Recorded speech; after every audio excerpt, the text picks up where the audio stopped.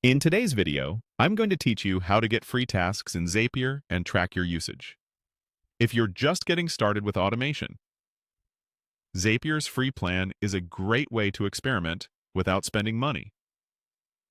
In simple terms, a task in Zapier is any action that Zapier completes on your behalf, like creating a new spreadsheet row or sending an email after a trigger happens.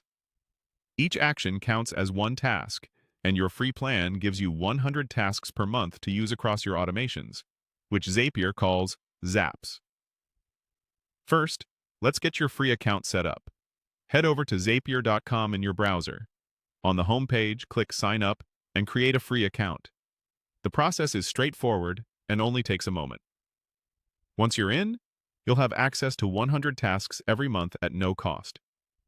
That means you can build a few simple zaps to automate repetitive work, test ideas, and see how everything flows before deciding if you need more.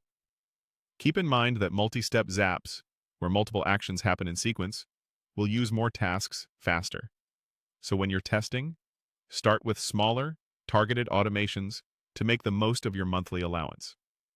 Now, let's make sure you can keep an eye on those tasks so you don't run out unexpectedly. Inside your Zapier dashboard, look to the top right and click your profile icon. From there, choose Settings, then open Billing and Usage, and finally click the Usage tab. This page shows you exactly how many tasks you've used and how many are left this month.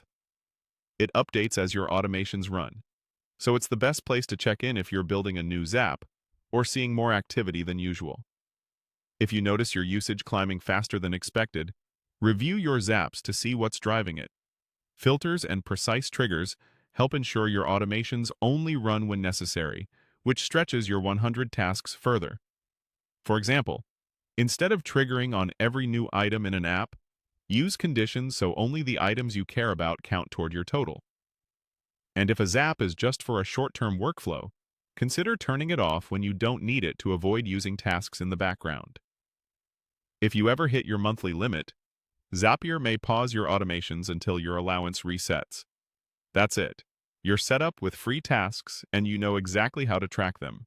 If this video helped, please like, subscribe, and share. Thanks for watching.